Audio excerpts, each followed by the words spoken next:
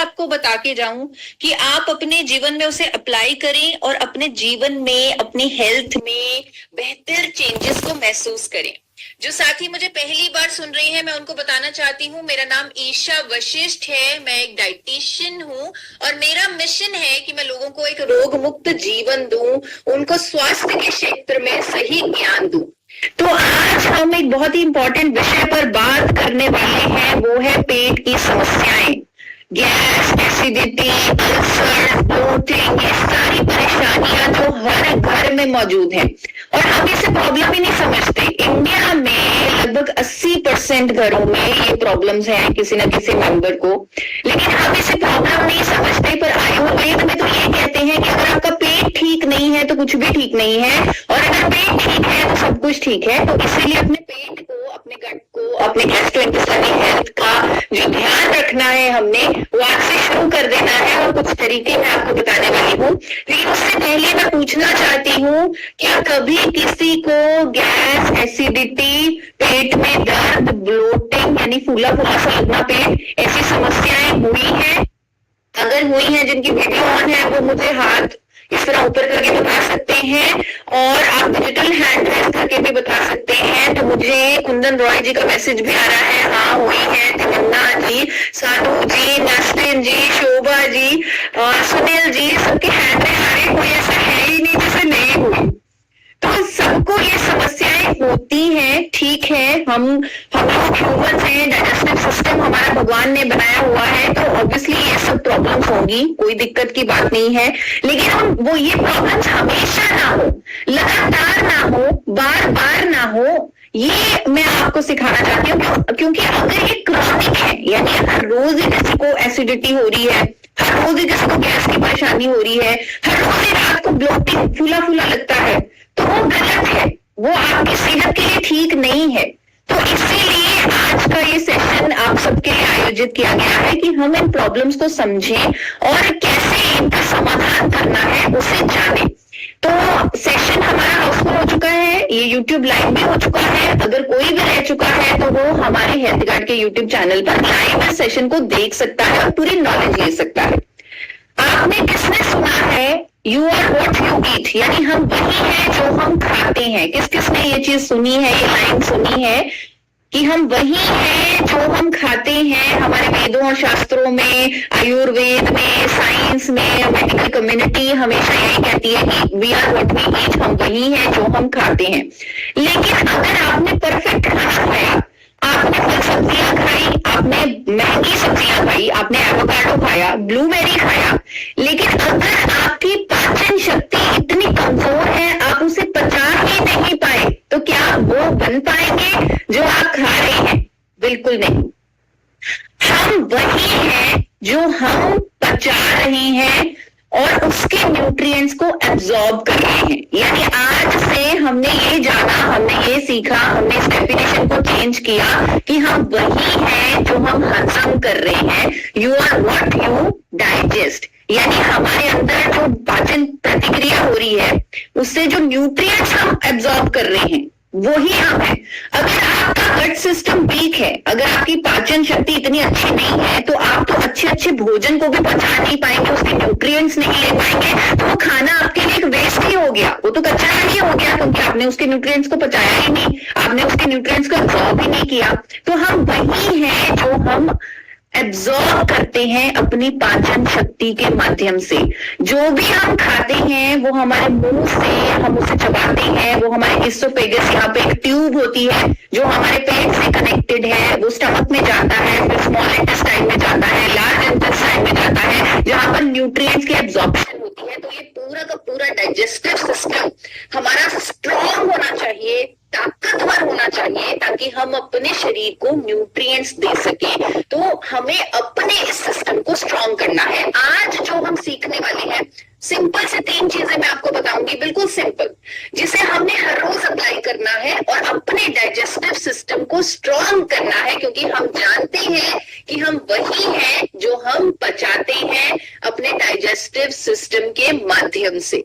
तो अब हम अपने आप को इतना सक्षम बना लेंगे कि हम हर न्यूट्रिएंट को अपने अंदर ले सके, जो अच्छे अच्छे भोजन हम ले रहे हैं उसके न्यूट्रिएंट्स को हम एब्जॉर्ब कर सकें। अब कई बार क्या होता है, हमारा डाइजेस्टिव सिस्टम इतना वीक होता है कि कुछ भी खाते हैं कई बार पेट दर्द होने लग जाता है। कई लोगों को तो बहुत ही रेगुलर होता है, कई लोगों को तो हर रोज ही एंटासिड लेनी पड़ती है, उनके पेट में दर्द होता है, स्पेशली रात को रोटी खाने के बाद कई लोगों के पेट में दर्द होता है। कईयों को तो रेगुलर कॉन्स्टिपेशन की प्रॉब्लम रहती है। कॉन्स्टिपेशन मतलब आप अपने शरीर का वेस्ट ही नहीं निकाल पा रहे हैं, which can convert to toxins, जिसके कारण आपको बीमारियां हो सकती हैं। तो कॉन्स्टिपेशन हमें नहीं होनी चाहिए, गैस की प्रॉब्लम भी रेगुलर नहीं होनी चाहिए, एसिडिटी की प्रॉब्लम भी रेगुलर नहीं होनी चाहिए, और वो तभी होगा जब हमारा डाइजेस्टिव सिस्टम स्ट्रांग होगा। तो अब हम डाइजेस्टिव सिस्टम को स्ट्रांग करने वाले हैं, लेकिन उससे पहले हमें समझना पड़ेगा कि हमें कहाँ से काम करना है। हम सबको जानना पड़ेगा कि जो डाइजेशन है, जो पाचन की क्रिया है, वो कहाँ से शुरू होती है। मैं एक बार आप लोगों से पूछना चाहती हूँ कि आपको क्या लगता है कि जो डाइजेशन है, खाने का जो पाचन का प्रतिक्रिया है, उसका पहला स्टेप क्या है? सबसे पहले क्या होता होगा हमारे शरीर में जब हम डाइजेशन के बारे में सोचते हैं या पाचन के बारे में सोचते हैं? आप चैट बॉक्स में मुझे जरा लिख के बताइए कि आपको क्या लगता है कि जो डाइजेशन है, यानी खाना पचाने की जो प्रतिक्रिया है, वो कहाँ से शुरू हो रही है, कहाँ से शुरू हो रहा है हमारा? तो संदीप जी लिख रहे हैं मुंह से स्टार्ट होता है। सुनाल जी लिख रहे हैं च्यूवेल, चबाने से, मुंह से, ज्यादातर मुंह से सलाइवा बनने लगता है, वहीं से स्टार्ट होता है। लीवर से स्टार्ट होता है, मुंह से स्टार्ट होता है। रमेश जी, दुलारी जी, हिना जी, काफी सारे मैसेजेस आ रहे हैं। चलिए मैं आपको सबको बताती हूँ कहाँ से डाइजेशन स्टार्ट होती है। तो बहुत सारे मैसेजेस आ रहे हैं, स्टमक से, माउथ से। आप एक सिचुएशन को इमेजिन कीजिए, मैं आपको बताती हूँ और आप खुद बताएंगे कि डाइजेशन कहाँ से स्टार्ट होता है। आप एक सिचुएशन लीजिए, आप सोचिए, आंखें बंद करके सोचिए कि आप एक नींबू को काट रहे हैं। नींबू को आपने काटा, चाकू से काटा, और उसके रस को आपने ग्लास में निचोड़ा, उसके रस को अच्छे से निचोड़ा और पानी डाला, और उस पानी को आपने पीना शुरू कर दिया। और आपने अभी किसी ने फील किया कि आपके मुंह में खट्टा सा टेस्ट आया। आपने ये सोचा, जब ये आपके मन में ये ख्याल आया कि नींबू कट रहा है, उसका जूस ग्लास में जा रहा है, उसे मैं पी रहा हूं, क्या किसी को अपने मुंह में एक टैंगी खट्टी सेंसेशन फील हुई है? सर्वे हुआ था एक स्टडी के मुताबिक कि जब लोगों ने ये सोचा, आंखें बंद करके इसकी कल्पना ही की, तब उन्हें ये खट्टी सेंसेशन फील हुई। और आपका सही जवाब आने लगा है कि डाइजेशन शुरू होती है माइंड से, हमारे दिमाग से। अनिल कुमार जी ने सही उत्तर दे दिया है, अमर ज्योति जी ने सही उत्तर दे दिया है कि हाँ, डाइजेशन शुरू होती है माइंड से, हमारे दिमाग से। आज हम अपने गट सिस्टम को स्ट्रॉन्ग करने वाले हैं, तो हम सब कुछ समझने वाले हैं जिससे हमारा गट सिस्टम स्ट्रॉन्ग हो। तो हमने सबसे पहले समझा है कि डाइजेशन शुरू होती है दिमाग से, यानी हमारा ब्रेन सिग्नल देता है, हमारे मुंह में सलाइवा जो बनता है वो डाइजेशन में हेल्प करता है, लेकिन उससे पहले ब्रेन तक वो सिग्नल जाना चाहिए। ब्रेन में सही सिग्नल जाएगा तो जाकर हमारी डाइजेशन सही तरीके से शुरुआत में ही शुरू हो जाएगी। तो मैं आपको बताना चाहती हूं कि हमारा जो न्यूरोट्रांसमीटर यानी ब्रेन और गट का जो कनेक्शन है वो बहुत स्ट्रांग है, इनका आपस में रिलेशन है, और इस रिलेशन को हमने बहुत स्ट्रांग बनाना है। लेकिन आजकल क्या हो रहा है, जो लोग इतनी ज्यादा समस्याएं, जैसे मैंने आपको स्टार्टिंग में बताया कि 80% घरों में कोई ना कोई व्यक्ति है जिसे रेगुलर गैस, एसिडिटी की समस्या रहती है, यानी डाइजेस्टिव सिस्टम अच्छा नहीं है। तो ये सबसे बड़ी प्रॉब्लम इसलिए है क्योंकि लोग आज की डेट में अपने खाने को भी स्ट्रेस में खा रहे हैं। क्या आप मेरे साथ सहमत हैं कि हम अपना खाना कुछ इस तरह खा रहे हैं? हम अपने दिमाग में जो टेंशन भरी पड़ी है, उसी टेंशन को रखते हुए खाना खा रहे हैं। हम भूल चुके हैं कि डाइजेशन दिमाग से शुरू हो रही है और हम अपने दिमाग को बता ही नहीं रहे कि हम खाना खा रहे हैं। हम टीवी देखते हुए खाना खा रहे हैं, काम करते हुए खाना खा रहे हैं, यानी कि सही जो एक ट्रिगर होना चाहिए डाइजेशन का, वो हम अपने ब्रेन को, अपने सिस्टम को दे ही नहीं रहे। तो सबसे पहली चीज जो आज आपने सीखनी है और अपने जीवन में अप्लाई करनी है, वो ये है कि आपने अपने ब्रेन को रिलैक्स करना है खाने से पहले। अब आप सोचेंगे कि ये कैसे होगा, हमारे दिमाग में तो बहुत टेंशन है, बिजनेस की टेंशन है, काम की टेंशन है, घर की टेंशन है, हम अपने ब्रेन को रिलैक्स कैसे करें? तो फिर तो हम खाना ही नहीं खा पाएंगे अगर आपने ये काम बोल दिया कि ब्रेन को रिलैक्स करें। ऐसा नहीं है। हम अपने ब्रेन को थोड़ा सा बुद्धू बना सकते हैं कुछ टाइम के लिए। हमने जब खाना खाने बैठना है, हमने 3 लंबी गहरी सांसें लेनी है, 3 बार। सिर्फ अगर आप 3 बार लंबी गहरी सांसें लेंगे तो आपका ब्रेन ऑटोमेटिकली रिलैक्स हो जाएगा, ऑटोमेटिकली आपका ब्रेन काम हो जाएगा। सिर्फ 3 लंबी गहरी सांसें।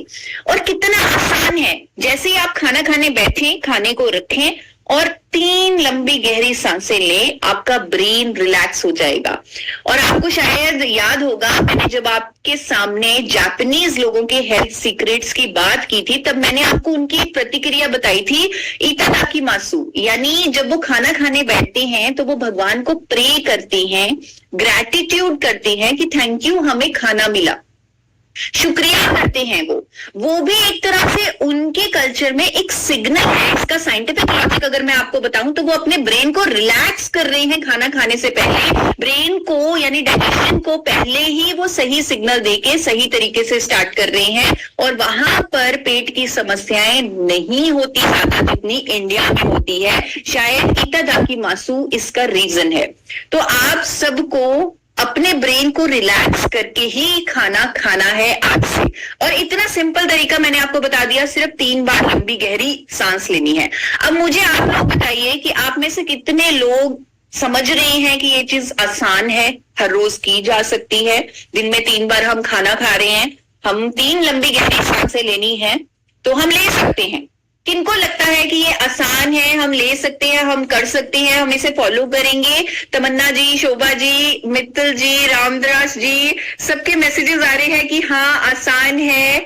बहुत सारे चैट बॉक्स में मैसेजेस आ रहे हैं आसान है। और ये आसान चीज अगर आपने करनी शुरू कर दी तो मैं आपको गारंटी के साथ बोल सकती हूं, आप 1 महीने के अंदर देखिएगा कि जो आपको पेट की समस्याएं हो रही थी, चाहे वो गैस है, एसिडिटी है, चाहे वो कॉन्स्टिपेशन है, चाहे वो इंडाइजेशन है, चाहे वो खट्टी डकार आना है, वो सब आपकी 50% खत्म हो जाएंगी, क्योंकि आपने अपनी डाइजेशन का जो पहला दरवाजा है उसे सही तरीके से खोल दिया। तो आपको सिर्फ इतना करना है खाना खाने से पहले। दूसरी चीज जो बहुत आसान है लेकिन हम उसे करते नहीं हैं, जो चैट बॉक्स में भी किसी ने बोला था कि खाने को अच्छे तरीके से जब चबाएंगे तो कोई प्रॉब्लम ही नहीं आएगी इंडाइजेशन की। तो आपको अपने खाने को अच्छे से चबाना है। अब आप सोचेंगे कि हम तो खाना चबाकर ही खाते हैं, हम निगलते थोड़ी है खाना। लेकिन मैं आपको बताऊंगी कि खाने को आपको कम से कम 32 बार चबाना है।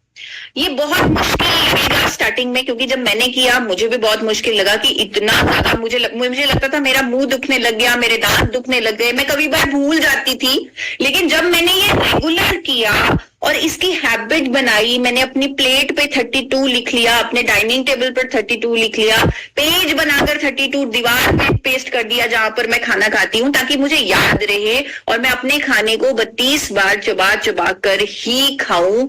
और आप यकीन मानिए, मैं मानती हूँ 32 बार थोड़ा मुश्किल लगेगा, लेकिन स्टार्टिंग में आप 20 बार चबा सकते हैं। तो आप 20 बार चबाइए, फिर उसे धीरे धीरे 25 कीजिए, 30 कीजिए और 32 बार उसे चबाइए। आप देखेंगे कि जब आप अच्छे से खाना को चबा रहे हैं, वो खाना अपने आप एक पेस्ट जैसा बन जाएगा। वो एकदम आधा डाइजेस्ट होके ही आपके अंदर, आपके इसोफेगस में जाएगा, फिर स्टमक में जाएगा। एब्जॉर्प्शन न्यूट्रिएंट्स की बहुत अच्छी होगी, क्योंकि हम वही हैं जो हम एब्जॉर्ब करते हैं डाइजेशन के माध्यम से। तो अभी क्या हो रहा है, हम इतनी जल्दी खा रहे हैं, इतनी जल्दी चबा चबा के खा रहे हैं कि प्रॉपर हमारे अंदर न्यूट्रिएंट्स की एब्जॉर्प्शन नहीं हो रही, क्योंकि स्टमक में, स्मॉल इंटेस्टाइन में जो एब्जॉर्प्शन होती है न्यूट्रिएंट्स की वो हो नहीं पा रही, क्योंकि वो स्टमक खाने को पचाने में ही लगा हुआ है, वो स्मॉल इंटेस्टाइन खाने को पचाने में ही लगा हुआ है। उन्हें इतनी मेहनत करनी पड़ रही है कि एब्जॉर्प्शन में उनका ध्यान ही नहीं जा रहा, वो हो ही नहीं पा रहा।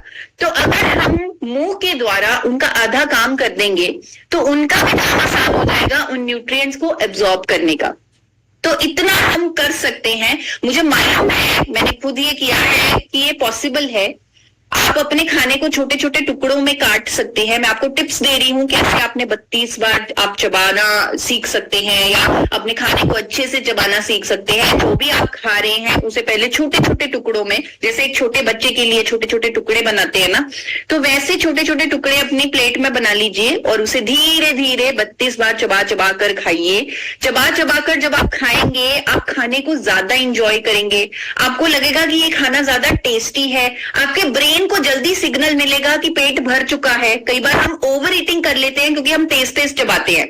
जब हम धीरे धीरे खाने को इत्मीनान से चबाएंगे तो हमारा जो वजन बढ़ने की जो प्रॉब्लम है वो भी दूर हो जाएगी, क्योंकि हमें पता लग जाएगा, हम ओवर ईट नहीं करेंगे और खाने की आधी से ज्यादा जो डाइजेशन है वो मुंह में ही हो जाएगी, एब्जॉर्प्शन अच्छी होगी, इनडाइजेशन की प्रॉब्लम नहीं होगी अगर सिर्फ हम अपने खाने को 32 बार चबाना शुरू कर दे। एक स्टडी में मैंने पढ़ा, एक स्टडी में सामने आया कि जब लोगों ने बादाम को 30 से 40 बार चबाया तो जो बादाम के न्यूट्रिएंट्स उन्हें बिना कम चबाने से मिले, उससे कहीं ज्यादा न्यूट्रिएंट उन्हें तब मिले जब उन्होंने उसे 30 से 40 बार चबाया। आप सोचिए बादाम कितना महंगा होता है और कितनी मेहनत से हम उसे रात को भिगोते हैं, सुबह खाते हैं उसके छिलके को छील के, और अगर वो न्यूट्रिएंट्स हम एब्जॉर्ब ही नहीं कर पा रहे तो इतनी मेहनत, इतना पैसा बेकार हो गया अगर हमने न्यूट्रिएंट्स को एब्जॉर्ब नहीं किया। तो न्यूट्रिएंट्स को एब्जॉर्ब करने का एक और आसान तरीका है कि हमें अपने खाने को 32 बार चबाना है। ये हमारे वेदों और शास्त्रों में भी लिखा हुआ है कि चबाना हमारे स्ट्रॉन्ग डाइजेस्टिव, जितना ज्यादा हम चबाएंगे वो चाबी है अपने डाइजेस्टिव सिस्टम को स्ट्रॉन्ग बनाने की, ताकतवर बनाने की। और इसके कितने सारे और फायदे आपको मिलेंगे वो मैं ऑलरेडी आपको बता चुकी हूँ कि आपका वजन भी नहीं बढ़ेगा अगर आप खाने को 32 बार चबाएंगे। आपको ये सारी प्रॉब्लम, इंडाइजेशन, गैस, कॉन्स्टिपेशन, ये सारी प्रॉब्लम्स नहीं होगी अगर आप अपने खाने को 32 बार चबाएंगे। तो आप में से कितने साथी, कितने पार्टिसिपेंट्स मानते हैं कि ये किया जा सकता है कि खाने को 32 बार, मैं स्टार्टिंग में नहीं कह रही, स्टार्टिंग में 20 बार, कि धीरे धीरे अच्छे से चबा के खाया जा सकता है। आप में से कितने साथियों को लगता है कि ये जो मैंने बताया है आसान है, हम कर सकते हैं? किसको लगता है? सलोनी जी, श्वेता जी, तमन्ना जी, दुलारी जी, सबको लगता है। और मैसेजेस भी आ रहे हैं, yes it's easy, yes yes yes. तो अब सबको लग रहा है आसान है तो सबने ये करना है। अगर मैं यहाँ पर ट्यूसडे के दिन गामा लर्निंग वेबिनार ले रही हूँ, आपको हेल्थ के क्षेत्र में ज्ञान दे रही हूँ, तो मैं उम्मीद रखती हूँ कि जो चीजें मैं आपको बता रही हूँ आप उसे फॉलो भी करें, तो ही मेरा आपसे मिलने का कुछ ना कुछ बेनिफिट होगा, तो ही मैं अपने मिशन में सक्सेसफुल हो पाऊंगी। तो आपको अपने खाने को ट्राई करना है 32 बार चबाने का, अदरवाइज आप 20 टाइम्स उसे चबाइए, कम से कम 20 टाइम्स चबाइए और धीरे धीरे उसे आप बढ़ा दीजिए, 32 तक लेके जाइए। तो आप सब प्रॉमिस कर रहे हैं कि आप अपने खाने को धीरे धीरे 32 बार चबा के खाएंगे। तो दोस्तों मैं आपको ये बताना चाहती हूँ कि मैं क्यों आपको इतना ज्यादा कह रही हूँ कि आपको एंटासिड ना खाना पड़े, या आपको डाइजेशन की कोई प्रॉब्लम ना हो, या आपको गैस की प्रॉब्लम ना हो, आपको जो जैसे एसिडिटी की प्रॉब्लम, खट्टी विकार की प्रॉब्लम, ये सब प्रॉब्लम से मैं आपको क्यों बचाना चाहती हूँ, क्योंकि जब हम इन प्रॉब्लम्स के चलते कोई भी दवाइयां खाते हैं, कोई भी गोलियां खाते हैं, कोई भी फार्मास्यूटिकल ड्रग्स खाते हैं, उनके मल्टीपल साइड इफेक्ट्स हमारे अंदर आते हैं। मुझे बहुत दुख होता है जब मैं हर घर में एक जेलोसिल की बोतल देखती हूँ, मुझे बहुत दुख होता है हर घर में जब मैं ये गैस की दवाइयां देखती हूँ, पैन-डी हर घर में पाई जाती है, तो मुझे बहुत दुख होता है, क्योंकि मैं जानती हूं कि इन सब मेडिसिन का रेगुलर सेवन, जो हम ये एसिड रिफ्लक्स के लिए, ब्लोटिंग के लिए या खट्टी डकार आने के लिए जो ये दवाइयां ले रहे हैं, इन सब का साइड इफेक्ट होगा हमारे शरीर में। साइड इफेक्ट इस तरह का होगा कि उन दवाइयों के कारण हमें किडनी स्टोन हो सकता है। अगर हम ये दवाइयां रेगुलरली लेते हैं तो कॉन्स्टिपेशन हो सकती है, क्योंकि बॉडी को उन दवाइयों की आदत सी पड़ जाती है। लॉन्ग टर्म में जब आप उन दवाइयों को लेंगे, आपको ऑस्टियोपोरोसिस हो सकता है, यानी हड्डियां कमजोर हो सकती हैं, मसल क्रैम्प्स हो सकते हैं और वीकनेस होती है, जॉइंट पेन्स होते हैं, इन्फ्लेमेशन होता है, आर्थराइटिस होता है। और ये मैं नहीं कह रही, ये दवाइयां बनाने वाली कंपनी कह रही है, उनकी वेबसाइट पे लिखा होता है कि अगर आप इन्हें ज्यादा खाएंगे और रेगुलरली खाएंगे तो आपको साइड इफेक्ट्स होंगे। हर फार्मास्यूटिकल दवाई के साइड इफेक्ट्स होते हैं, इसीलिए बहुत जरूरी है कि हम अपनी गट हेल्थ का ख्याल रखें, उसका ध्यान रखें। अगर हम थोड़े से सतर्क हो जाएंगे, छोटी छोटी चीजें फॉलो करेंगे, तो हमें इन दवाइयों को लेने की जरूरत नहीं पड़ेगी। एक और चीज जो मैं आपको बहुत आसान सी बताने वाली हूं अपने डाइजेस्टिव सिस्टम को स्ट्रॉन्ग करने की, जो कि कंप्लीटली नेचुरल है, जिसका कोई साइड इफेक्ट नहीं है, वो है गामा ओरिजिनॉल। अब किस किस ने गामा ओरिजिनॉल ये शब्द पहली बार सुने हैं? क्योंकि अगर मैं पूछूंगी किसने सुना है तो बहुत सारे हैंड रेज हो जाएंगे, मैं पढ़ भी नहीं पाऊंगी। तो किस किस ने गामा ओरिजिनॉल ये दो शब्द पहली बार सुने हैं? जो पहली बार कुछ गामा ओरिजिनॉल ये नया नया सा शब्द सुन रहे हैं तो जल्दी से हैंड रेज कीजिए। विष्णु जी ने पहली बार सुना है, प्रकाश भाई ने पहली बार सुना है। ओके, चैट बॉक्स पे भी मेरे पास मैसेजेस आ रहे हैं। सर का नाम नहीं लिखा हुआ, वीवो मोबाइल से उन्होंने जुड़ा हुआ है तो वो कह रहे हैं उन्होंने पहली बार। अब्बास खान जी ने पहली बार सुना है। बहुत सारे ऐसे साथी हैं जिन्होंने गामा ओरिजिनॉल ये जो शब्द है पहली बार सुना है, तो मैं उनको बताना चाहती हूँ गामा ओरिजिनॉल भारत सरकार द्वारा प्रमाणित एक न्यूट्रास्यूटिकल है, यानी एक ऐसा भोजन है जिसके मेडिकल बेनिफिट्स हैं।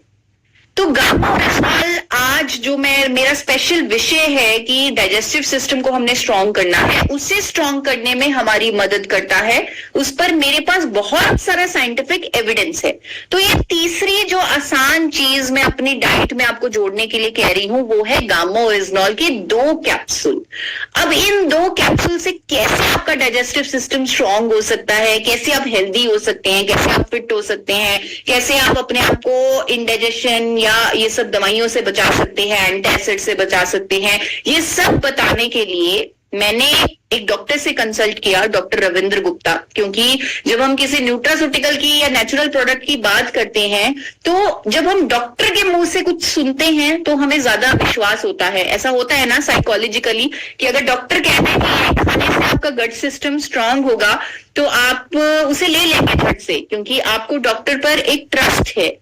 आपको मालूम है कि अगर डॉक्टर कुछ बता रहा है किसी नेचुरल प्रोडक्ट के बारे में तो वो साइंटिफिक लॉजिक से बता रहा है, और अगर डॉक्टर बता रहा है तो जरूर फायदा होगा। तो ये जो ट्रस्ट है हम सबको डॉक्टर्स पर है। तो मैंने भी एक जाने माने गैस्ट्रोलॉजिस्ट डॉक्टर रविंद्र गुप्ता जी से बात की, आरवी हॉस्पिटल गुड़गांव से हैं, सर को 28 इयर्स का एक्सपीरियंस है। तो उनसे ही एक बार आप पहले सुनिए कि गामा ओरिजिनॉल क्यों हमें अपने डाइजेस्टिव सिस्टम को स्ट्रॉन्ग करने के लिए ऐड करना चाहिए। आप एक बार उनसे सुनिए, फिर उसके बाद मैं आपको एक्सप्लेन करूंगी कि क्यों आपको गामा ओरिजिनॉल लेना है, कैसे लेना है। तो एक बार डॉक्टर रविंद्र गुप्ता जी की मैं वीडियो प्ले करने वाली हूँ। वो वीडियो इंग्लिश में है, मैं आपको ट्रांसलेट करके भी बताऊंगी। आप मेरे साथ बने रहिए इस 2 मिनट की वीडियो में। I am Dr. Ravindra Gupta, senior physician in Gurgaon. We all know and rather experience that abdominal disturbances, stomach problems, gas, acidity is very much rampant in the population, and everybody is suffering one sometimes or the other. And we all have been popping in pills as an antacid therapy. So far so good, but of course using long term of these drugs definitely have their disadvantages and side effects.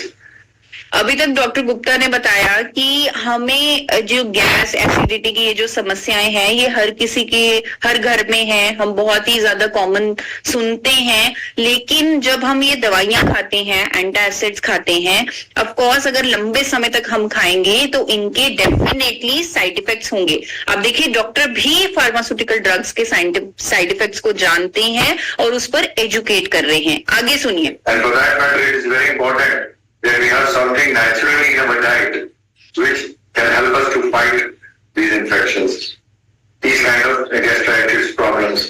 How can they be? अब ये कह रहे हैं कि इन चीजों को fight करने के लिए, यानी इंडाइजेशन को, एसिडिटी को, या ये जो गैस्ट्रोइंटेस्टाइनल प्रॉब्लम्स हैं इनको फाइट करने के लिए बहुत जरूरी हो जाता है कि हम कुछ ऐसा नेचुरल चीज ऐड करें, कोई ऐसी नेचुरल सप्लीमेंट ऐड करें जो हमें इन सब प्रॉब्लम से बचने में मदद करे। Recently it has been found that gamma orygenol, which is present in raspberry, which is an antioxidant, has been very useful in preventing such issues, in preventing such stomach problems, some GI problems where indigestion is there. This gamma orygenol has been found to be very effective in also improving our liver function, especially corona, after corona or dengue or viral infections. We find that the people have liver involvement, which causes a lot of bloating, gastritis, indigestion. All this can be prevented by consuming gamma orygenol, which has been found in the large number of US studies to be very useful, which is also present in our rice bran. And I think using such antioxidants with the prebiotics and probiotics present in yogurt or curd, they go a long way in preventing our stomach problems. Which means doctor साहब ने आगे बताया, जैसे आपने सुना, आप सबने सुना कि डॉक्टर साहब ने आगे बताया था कि क्योंकि हमें कुछ नेचुरल ऐड करने की जरूरत है, क्योंकि ये सभी फार्मास्यूटिकल जो ड्रग्स होती हैं उनकी साइड इफेक्ट होती हैं। तो रिसेंटली एक ऐसा न्यूट्रास्यूटिकल गामा ओरिजिनॉल जो कि एक पावरफुल एंटीऑक्सीडेंट है वो इंडिया में मिलने लगा है और वो ये सारी जो इश्यूज हैं उनसे हमें बचाने में मदद करता है, उसे हमें अपनी डाइट में ऐड करना चाहिए। और उन्होंने ये भी कहा कि बहुत सारी स्टडीज हुई हैं अमेरिका में जो इस बात की पुष्टि करती हैं, जो गामा ओरिजिनॉल इंग्रेडिएंट पर ये स्टडीज हुई हैं, और उन्होंने कहा है कि लंबे समय तक गामा ओरिजिनॉल का इस्तेमाल, साथ में दही, कर्ड वगैरह, योगर्ट वगैरह का इस्तेमाल भी हमें, जो हमारा डाइजेस्टिव सिस्टम है उसको स्ट्रॉन्ग करता है। तो गामा ओरिजिनॉल की शक्तिशाली एंटीऑक्सीडेंट प्रॉपर्टीज के लिए, अपने डाइजेस्टिव सिस्टम को स्ट्रॉन्ग करने के लिए हमें इसे रेगुलरली लेना चाहिए। ये डॉक्टर रविंद्र गुप्ता जी की स्टेटमेंट है। तो जो साथी पहली बार जुड़ रहे हैं या पहली बार गामा ओरिजिनॉल को सुन रहे हैं, मैं उनको बताना चाहती हूँ कि गामा ओरिजिनॉल का सोर्स राइस ब्रैन है, यानी कि ये कंप्लीटली नेचुरल प्रोडक्ट है जो भूरे चावल की भूरी परत से सफेद रंग के पाउडर के फॉर्म में निकाला जाता है। और अगर इसको हम 300 mg की डोजेज में ले ले, यानी कि इसके 2 कैप्सूल हर रोज ले ले, तो हम ना सिर्फ गैस्ट्रोइंटेस्टाइनल ट्रबल्स बल्कि हम बहुत सारी प्रॉब्लम से बच सकते हैं, बहुत सारे हेल्थ इश्यूज से बच सकते हैं। जैसे डॉक्टर रविंद्र गुप्ता ने बताया कि लीवर पर भी इसके प्रोटेक्टिव इफेक्ट्स हैं। Cholesterol, sugar, hypertension, osteoporosis, thyroid, liver troubles, gastrointestinal troubles, इन सब पर गामा ओरिजिनॉल की साइंटिफिक स्टडीज मौजूद हैं। तो मैं जितने भी नए साथी हैं, स्पेशली मैं हर बार कहती हूँ कि आप सबसे मेरी रिक्वेस्ट है कि आप बहुत सारा जो कंटेंट है गामा ओरिजिनॉल पर गूगल पर अवेलेबल है, आप उसे सुने। बहुत सारे डॉक्टर्स आज की डेट में गामा ओरिजिनॉल पर एजुकेट कर रहे हैं for a disease free India. आप उनके वीडियोस को सुने और गामा ओरिजिनॉल को भी अपनी डाइट में ऐड करें, अपने डाइजेस्टिव सिस्टम को स्ट्रॉन्ग करने के लिए।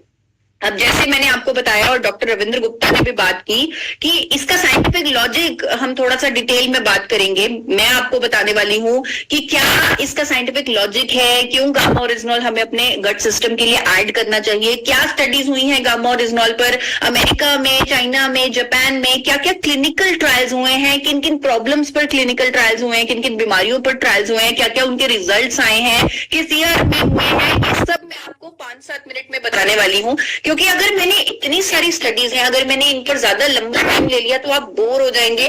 सिर्फ 5 से 6 मिनट में मैं आपको बताती हूँ कि क्या क्या स्टडीज हैं गामा ओरिजिनॉल की इस बेनिफिट पर, ये सोचते हुए कि शायद इस मीटिंग में कोई ना कोई तो होगा जो मेडिकल फील्ड से होगा, साइंस बैकग्राउंड से होगा, जो डॉक्टर हो सकता है, डाइटिशियन हो सकता है, तो वो गामा ओरिजिनॉल की शक्ति को समझेगा और ये जो प्रॉब्लम है पूरे इंडिया की 80% भारतीयों की, गैस, एसिडिटी, अल्सर जैसी प्रॉब्लम या गट सिस्टम के वीक होने की प्रॉब्लम, गैस्ट्रोइंटेस्टाइनल हेल्थ के वीक होने की प्रॉब्लम, वो दूर कर सकता है इस न्यूट्रास्यूटिकल से जिसका नाम है गामा ओरिजिनॉल।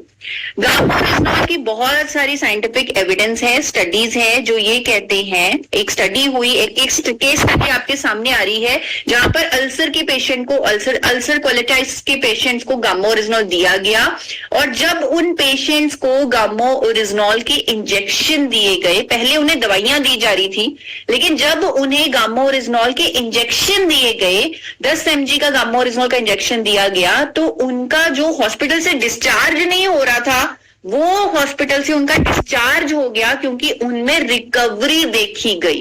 एक और स्टडी है, केस स्टडी है गामा ओरिजिनॉल की क्रॉनिक गैस्ट्रेटाइटिस पे। वहां पर जब पेशेंट्स को क्रॉनिक गैस्ट्रेटाइटिस के लिए जो क्लोप्रामाइड या सल्प्रोमाइड ऐसी मेडिसिन दी जा रही थी, जहां पर बहुत ज्यादा रिजल्ट नहीं आ रहा था, जब उन दवाइयों के साथ गामा ओरिजिनॉल को जोड़ा गया तो ये देखा गया कि पेशेंट्स में जो ये सिम्टम्स थे गैस्ट्रेटाइटिस के, वो इम्प्रूव हो गए गामा ओरिजिनॉल को लेने से। तो ये जो सारी हेल्थ जो इश्यूज हैं गामा ओरिजिनॉल से सॉल्व होने लगे पेशेंट्स के जब उन्होंने गामा ओरिजिनॉल लिया। कई केस स्टडीज में ये सामने आया कि 90% इफेक्टिव रेट बढ़ गया उन पेशेंट्स में जब उनकी दवाइयों के साथ उनकी प्रॉब्लम्स के लिए जो उनको दवाइयां दी जा रही थी उसमें गामा ओरिजिनॉल भी ऐड कर दिया गया। आपके सामने एक स्टडी आ रही है, वहां पर ये पाया गया जब ऑटोनॉमिक इंस्टेबिलिटी के कारण लोगों में गैस्ट्रोटाइटिस की प्रॉब्लम या गैस्ट्रोइंटेस्टाइनल इश्यूज उनके अंदर आने गए, तब उन्हें जब गामा ओरिजिनॉल दिया गया तो उनकी ये जो 62% जो पेशेंट्स थे उनमें इंप्रूवमेंट दिखी सिर्फ गामा ओरिजिनॉल ऐड करने से। एक और स्टडी आपके सामने है अगेन सेम इश्यू पर, जहां पर पेशेंट्स में इंप्रूवमेंट देखी गई गामा ओरिजिनॉल ऐड करने से। जैसे मैंने आपको बताया था हमारा गट और ब्रेन भी कनेक्टेड है, गामा ओरिजिनॉल हमारे ब्रेन पर भी, हमारी न्यूरो सिस्टम पर भी, न्यूरोट्रांसमीटर एक्टिविटी पर भी काम करता है। एक और स्टडी जहां पर दवाइयों के साथ गामा ओरिजिनॉल को कंबाइन किया गया, वहां पर 100% रिजल्ट आए गए उन पेशेंट में, यानी 100% उनमें इंप्रूवमेंट देखी गई उस ग्रुप में जहां पर गामा ओरिजिनॉल ऐड किया गया। आप में से बहुत सारे साथियों ने इरिटेबल बॉबल सिंड्रोम का नाम सुना होगा। जब किसी को स्ट्रेस होता है, टेंशन होता है, उसके पेट में गुड़गुड़ होने लगती है और उसे जाना पड़ता है, टॉयलेट जाना पड़ता है, तो ये इरिटेबल बॉबल सिंड्रोम की प्रॉब्लम होती है जो कहीं ना कहीं हमारे ऑटोनॉमिक नर्वस सिस्टम की इंस्टेबिलिटी के कारण है। और गामा ओरिजिनॉल इस पर भी काम करता है। इस स्टडी में, इस केस स्टडी में आप देख सकते हैं कि उन पेशेंट्स को जिनको IBS था, उनको जब गामा ओरिजिनॉल दिया गया उनमें बहुत ही सिग्निफिकेंट इंप्रूवमेंट देखी गई। तो ये सारी जो स्टडीज हैं ये कहीं ना कहीं गामा ओरिजिनॉल को क्योर की तरह भी प्रेजेंट कर रही हैं, चाहे वो IBS की प्रॉब्लम है, चाहे वो फंक्शनल डिस्पेप्सिया की प्रॉब्लम है, चाहे वो एसिड प्रोडक्शन की प्रॉब्लम है, चाहे वो हमारे इंटेस्टाइनल अल्सर्स की प्रॉब्लम है, ड्यूडेनल अल्सर्स की प्रॉब्लम है। ये सारी स्टडीज उस पर हुई हैं जिनको कोई ना कोई प्रॉब्लम थी। लेकिन आज जो मैं आपसे बात कर रही हूं कि हमें कोई प्रॉब्लम आए ही ना, हमारा गट सिस्टम इतना स्ट्रांग हो कि हमें कोई प्रॉब्लम आए ही ना, तो अगर इस प्रोडक्ट को हमने रेगुलर यूज करना शुरू कर दिया और लंबे समय तक इसे यूज कर लिया, दैट मीन्स हमें कोई प्रॉब्लम हमारे गट से रिलेटेड, हमारी गैस्ट्रोइंटेस्टाइनल हेल्थ से रिलेटेड हमें कोई प्रॉब्लम आएगी नहीं। मुझे खुद लगता है कि कहीं ना कहीं मैं अब रिलेट करती हूँ अपनी प्रॉब्लम को। मुझे कहीं ना कहीं IBS भी था, लेकिन जब से 2 साल हो गए जब से मैंने गामा ओरिजिनॉल शुरू किया है, मुझे भी IBS की कोई प्रॉब्लम नहीं है। बिना किसी दवाई के, सिर्फ गामा ओरिजिनॉल से मेरा IBS ठीक है, जो पहले मुझे था, जिसका कभी मैंने ट्रीटमेंट भी नहीं करवाया था, क्योंकि मुझे लगता था ये तो मेरी एक रेगुलर हैबिट है, मेरी नेचर है, शायद मेरा सिस्टम ही ऐसा कमजोर है। लेकिन जब से मैंने गामा ओरिजिनॉल लेना शुरू किया है, तब से मैं खुद को, अपनी गट हेल्थ को बेहतर महसूस कर रही हूँ गामा ओरिजिनॉल लेने से। तो ऐसी ही बहुत सारी स्टडीज हैं, लेकिन पेप्टिक अल्सर पर भी स्टडी है, अमेरिका की सरकार ने गामा ओरिजिनॉल को पेप्टिक अल्सर की ट्रीटमेंट का एजेंट घोषित किया हुआ है। और यहाँ पर मैं आपको लास्ट स्टडी, बहुत सारी स्टडीज हैं लेकिन लास्ट स्टडी जरूर दिखाना चाहती हूँ।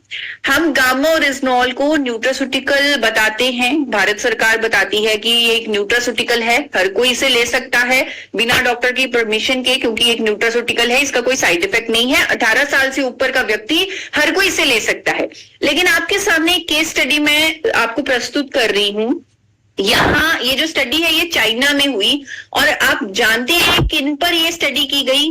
ये 78 बच्चों पर स्टडी हुई।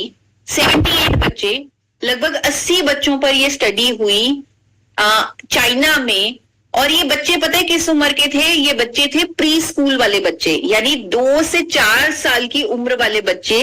प्री स्कूल वाले बच्चे स्कूल मिस कर रहे थे बहुत ज्यादा। क्यों? क्योंकि उनके पेट में दर्द हो रहा था। अक्सर हमने देखा है छोटे बच्चों के पेट में दर्द होता है, वो बहुत कंप्लेन करते हैं कि उनके पेट में दर्द है। तो उनके पेट में दर्द हो रहा था, इसलिए उनको बच्चों को स्पेशली स्टडी किया गया कि उनके पेट में दर्द हो रहा है, कैसे इसको क्योर किया जाए। तो उन बच्चों को गामा ओरिजिनॉल दिया गया। 2013 में ये स्टडी हुई, 14 में इसके रिजल्ट पब्लिश हुए, और ये सामने आया कि जिन बच्चों को गामा ओरिजिनॉल दिया गया, दूसरे बच्चों को दवाई दी गई, और ये पाया गया कि जिन बच्चों को गामा ओरिजिनॉल दिया गया उन बच्चों का ये जो एब्डोमिनल पेन है, यानी पेट दर्द की जो शिकायत बार बार कर रहे थे, उन बच्चों में 91% बच्चों में वो शिकायत दूर हो गई गामा ओरिजिनॉल ऐड करने से। आप सोचिए विदेशों में गामा ओरिजिनॉल पर कितने सारे ट्रायल्स हो चुके हैं, बच्चों पर ट्रायल्स हो चुके हैं, इतने सारे पॉजिटिव रिजल्ट्स आ चुके हैं। अमेरिका की सरकार इसे पेप्टिक अल्सर को ठीक करने वाला एजेंट कह चुकी है। गैस्ट्रोइंटेस्टाइनल हेल्थ को ठीक करने के लिए आज की डेट में लाखों लोग गामा ओरिजिनॉल को ऑलरेडी ले रहे हैं। ना सिर्फ गैस्ट्रोइंटेस्टाइनल हेल्थ बल्कि इसके और भी बहुत सारे बेनिफिट्स हैं। लेकिन आज मैं अपने मेन टॉपिक से भटकना नहीं चाहती। मैं चाहती हूं सिर्फ इस बेनिफिट के लिए एवरी इंडियन तक गामा ओरिजिनॉल पहुंचाया जाना चाहिए, क्योंकि इसके इतने सारे रिजल्ट्स हमारे सामने आ चुके हैं इस बेनिफिट पर। मैं आपको एक छोटी सी वीडियो प्ले करके दिखाना चाहती हूँ। डिटेल्ड वीडियो हर व्यक्ति की हमारे हेल्थ गार्ड के यूट्यूब चैनल पर अवेलेबल होगी। तो आप इस वीडियो में देखिए कैसे बहुत सारे साथी बता रहे हैं कि उनको जो गैस की समस्या रहती थी, जो उनको एसिडिटी की प्रॉब्लम रहती थी, या उनको किसी भी तरह का पेट का दर्द रहता था, कैसे गामा ओरिजिनॉल के रेगुलर सेवन से उनका वो ठीक हो रहा है। तो एक बार ये वीडियो जरूर मैं प्ले करके आप सबको सुनाना चाहती हूँ। नहीं लेने से पहले मुझे गैस की, एसिडिटी की कितनी तकलीफ थी कि मतलब मैं आपसे बयान नहीं कर सकता। मैं 1.5 महीने से अभी कंटिन्यू है, मुझे गैस का प्रॉब्लम ही सॉल्व हो गई। मला गावापासून 4-5 महिन्यांमध्ये एसिडिटीचा प्रॉब्लेम जो होता तो पूर्णपणे पिछले 4 महीनों से मैं लंच आती से पहले गामा ओरिजिनॉल ले रही हूँ। मुझे डाइजेस्टिव डिसऑर्डर था वो कम हो गया। 2 महीने तक कंटिन्यू गामा ओरिजिनल ली मैंने, उससे गैस एसिडिटी की प्रॉब्लम हमेशा के लिए खत्म हो गई। मैं 5 साल से तो चाय और कॉफी पिएगा तो बहुत एसिडिटी गैस का प्रॉब्लम होता था। और इस समय जब से मैं चालू कर दिया, अभी चाय कॉफी सब पीना शुरू कर दिया है। गामा मुझे माझी एसिडिटी थोड़ी जल्दी आई। बाहर के खाने से मेरे पेट में गैस एसिडिटी बनता था। गामा ओरिजिनल तो मैंने इनको भी स्टार्ट किया और इसके काफी अच्छे रिजल्ट है। मैं गैस और एसिडिटी ये सब सरब अधीन नहीं है। मैं गैस से बहुत परेशान रहता था, मेरा पेट ज्यादा रहने के कारण, और गामा लेने के बाद मुझे अपने आप में ऐसा एहसास लग रहा है कि मुझे गैस कब कहाँ चली गई वो हमको पता नहीं है। मुझे गैस का प्रॉब्लम था और गामा ओरिजिनल जो इससे नहीं ले, पेट की गैस का प्रॉब्लम, पेट का मोटापा कम हो गया। बहुत ही शानदार प्रोडक्ट सर गामा ओरिजिनल। मेरे को थोड़ा कॉन्स्टिपेशन की समस्या था, आज बहुत ही बेहतरीन है। मेरे को गैस्ट्रिक का प्रॉब्लम था तो मैंने यूज करना शुरू किया सर। आज मैं इसको लगातार यूज कर रहा हूँ और आज मैं पूर्ण रूप से गैस्ट्रिक से मुक्त हो गया हूँ सर। गामा ओरिजिनल जैसे जब से मैंने गैस की समस्या होती थी, एसिडिटी की समस्या होती थी, जब से गामा ओरिजिनल शुरू किया हूँ तब से बहुत ही अच्छा इसका फीडबैक आ रहा है। मेरी मम्मी ना पेट का परेशानी से गुजर रही थी, लेकिन जैसे गामा ओरिजिनल है ना तब से उनके पेट का प्रॉब्लम ठीक हुआ। एसिडिटी का प्रॉब्लम होता था, गामा ओरिजिनल लेने के बाद वो दूर हुआ है। एसिडिटी का प्रॉब्लम था, मेरे पाचन संबंधित तो 2-3 बार होता था। इससे मैं रोज हर सुबह और शाम को खाने के तो आप देख सकते हैं कितने सारे लोगों ने ये जो सिमिलर प्रॉब्लम्स मैं आपको बता रही थी, गैस, एसिडिटी की समस्याएं, वो सब गामा ओरिजिनॉल से उन्होंने ठीक की हैं। तो अब आप मुझे एक बार बताइए कि जो ये मैंने तीसरी चीज आपको बोली अपने गट सिस्टम को स्ट्रांग रखने के लिए, वो है 2 कैप्सूल गामा ओरिजिनॉल हर रोज लेना। तो क्या ये आसान है या मुश्किल है? क्या ये किया जा सकता है? एक बार मुझे हैंड रेस करके बताइए जिनको लगता है कि ये आसान है, 2 कैप्सूल गामा ओरिजिनॉल लेना आसान है। किसको ये आसान लग रहा है? किसको ये आसान लग रहा है? तो करमजीत जी का मैसेज आ गया, आसान है। लक्षदीप, अनिल गुप्ता, किशन जी, गौतम जी, सबके हैंड रेज हो रहे हैं। कमलेश अरोड़ा जी गामा ओरिजिनॉल की बोतल भी दिखा रही है। रूपमा जी, शोभा जी, सबको लग रहा है ये आसान है। तो देखिए मैंने आपको कितनी आसान चीज बताई है जिससे हमारा गट सिस्टम स्ट्रांग होगा। एंड बीइंग अ डाइटिशियन मैं आपको कुछ चीजें भी रेकमेंड करना चाहती हूँ अपनी डाइट में। आपको थोड़े से चेंजेस लाने होंगे। आपको हाई फाइबर वाले फूड खाने चाहिए। जिस तरह डॉक्टर रविंद्र गुप्ता ने प्रोबायोटिक, प्रीबायोटिक फूड्स की बात की, हमें वो भी खाने चाहिए ताकि हमारे जो गट सिस्टम है, हमारा जो गैस्ट्रो हेल्थ है, उसको गुड गट बैक्टीरिया मिले। पुराने जमाने में लोग अचार बहुत खाते थे, लेकिन आजकल लोगों ने अचार खाना बंद कर दिया है। कौन कौन अब भी अचार खाता है? कौन कौन अभी भी अचार खाता है? उनको अचार के बिना रोटी अच्छी नहीं लगती। मैं भी बहुत अचार खाती हूँ। आई जस्ट लव अचार। तो रेखा जी बहुत मुस्कुराते हुए कह रही है कि वो भी अचार खाती हैं। आनंद सिंह जी, दिनेश मोदी जी, तो ये बहुत अच्छा है। अचार हमें प्रोबायोटिक्स, गुड बैक्टीरिया देता है क्योंकि ये फर्मेंटेड फूड है। तो आप सबसे रिक्वेस्ट है कि जो पिकल्स हमारे पुराने जमाने में खाए जाते थे वो फिर से खाएं। जो कांजी पी जाती थी पुराने जमाने में वो फिर से शुरू कर दी जाए। जो लस्सी पी जाती थी वो फिर से पी जाए। जो दही खाया जाता था उसे खाया जाना चाहिए। और दही को तो अगर कोई शुभ काम करने जा रहा है कोई व्यक्ति, तो उसे तब भी दही खिलाया जाता था। अब सोचिए वो उसकी कितनी मान्यताएं हैं। इन सब के पीछे कितनी गहरी साइंस है जिसे हम अब समझ रहे हैं, लेकिन हमारे बुजुर्ग पहले ही समझ चुके थे। तो वो अचार भी खाते थे, वो दही भी खाते थे और लस्सी भी पीते थे। तो हमें ये सब शुरू करना है। हमें कांजी भी शुरू करनी है।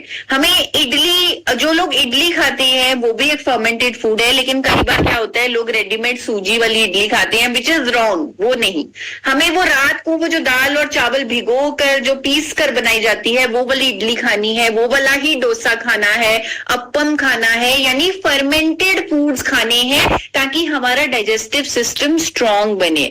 हमारे इंडियन फूड में जो गार्लिक का इस्तेमाल है, अनियन का इस्तेमाल है, वो सब हमें ऐड ऑन करना है। हमें अगर हम हर रोज एक केला खा सकते हैं वो हमारे गट सिस्टम के लिए बहुत अच्छा है। और कुछ कुछ नेचुरल ऐसे हर्ब्स और सप्लीमेंट्स मैं आपको बताना चाहती हूँ, क्योंकि आप कहेंगे कि ईशा मैम ने तो हमारी दवाइयां बंद करा दी। हमें तो एसिडिटी होती थी, हम झट से जेलोसिल लेते थे। अब मैम कहती है इससे तो ये बीमारियां हो जाएंगी। अब एसिडिटी आई तो क्या करें? तो अब मैं आपको एक छोटा सा नुस्खा बताने जा रही हूँ, छोटा सा होम रेमेडी। अगर आपको लगे कि आपको एसिडिटी हो रही है या फूला फूला लग रहा है, तो हर घर में बेकिंग सोडा होता है। बेकिंग सोडा, जिसे मीठा सोडा भी बोलते हैं, बेकिंग सोडा, जिसको केक में डालते हैं 1 चम्मच। तो आपको आधा चम्मच बेकिंग सोडा आधे चम्मच पानी, मतलब आधे ग्लास पानी में घोल कर पी जाना है। इससे आपकी एसिडिटी ठीक हो जाएगी। अगर किसी को गैस की प्रॉब्लम लग रही है, ब्लोटेड फील हो रहा है, तो वो अदरक और पुदीना डाल के पानी उबाल ले और वो काढ़ा सा बनाकर पी ले। अगर किसी को रेगुलर ही प्रॉब्लम रहती है कि वो ठीक ही नहीं, उनको लग रहा कि वो तो हो ही नहीं रही, ठीक ही नहीं हो रही, तो वो सेब का सिरका आता है जिसे एप्पल सीडर विनेगर बोलते हैं, उसका 1 चम्मच पानी में घोल के हर रोज पी ले। ये छोटा छोटा सा जो होम रेमेडीज हैं जो हम करेंगे, इनसे हमें इंस्टेंट रिलीफ होगा। जो मैंने आपको 3 चीजें बताई हैं वो आपको इंस्टेंट रिलीफ नहीं देंगी, वो आपके गट सिस्टम को स्ट्रॉन्ग करेंगी, अंदर से मजबूत करेंगी, जिससे आपको ये सारी प्रॉब्लम्स हो ना। जैसे अपने दिमाग को रिलैक्स करके खाना, अपने खाने को अच्छे अच्छे से च्यू करके खाना, और हर रोज 2 कैप्सूल गामा ओरिजिनल के अपनी डाइट में ऐड करना। तो ये आपको लॉन्ग टर्म में हेल्प करेगा, लेकिन शॉर्ट टर्म के लिए भी मैंने आपको होम रेमेडीज बता दी हैं कि आप बेकिंग सोडा आधा चम्मच आधे गिलास पानी में ले सकते हैं अगर आपको एसिडिटी जैसा फील हो, या आप अदरक और पुदीने का काढ़ा बनाकर पी सकते हैं, या आप एप्पल साइडर विनेगर का पानी पी सकते हैं। इससे आपको इमीडिएट इंस्टेंट रिलीफ मिलेगा।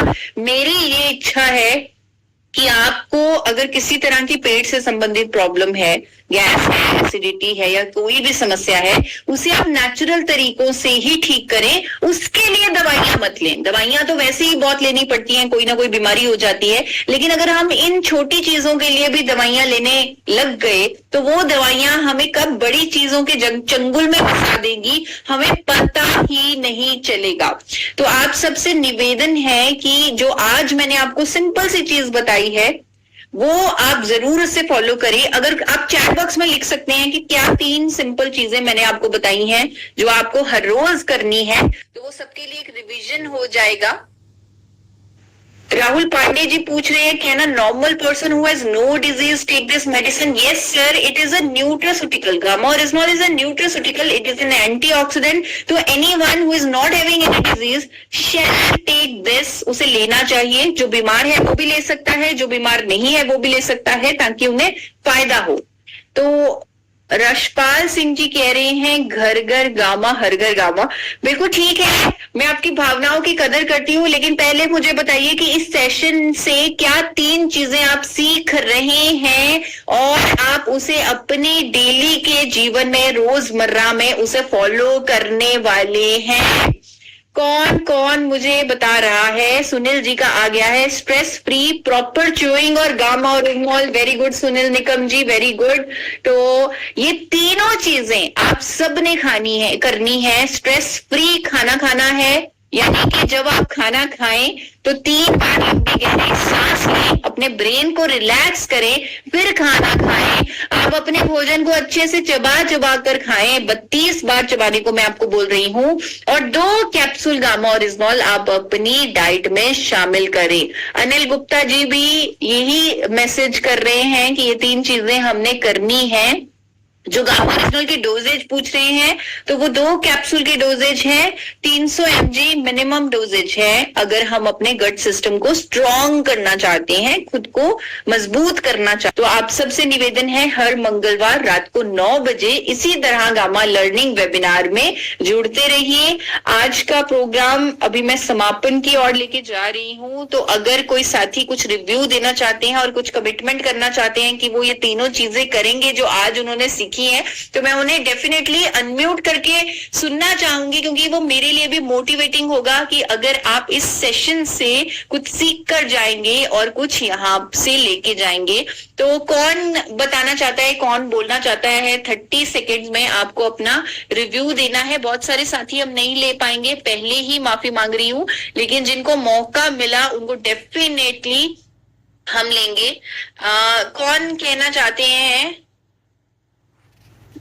कौन कहना चाहते हैं कि आज के सेशन से उन्होंने क्या सीखा?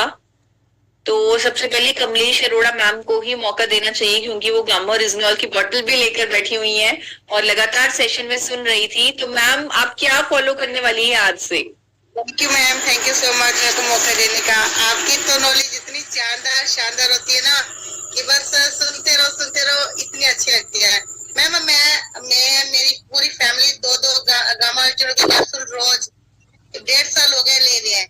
हम डॉक्टर फ्री लाइफ जी रहे हैं, और मैं भी चाहती हूँ कि सभी यूज करें और डॉक्टर फ्री लाइफ जिए। तो बहुत अच्छा, thank you ma'am, thank you so much. Thank you Kamlesh Arora ji. तो अमनदीप सिंह जी भी कुछ कहना चाहते हैं सर? आपने आज के सेशन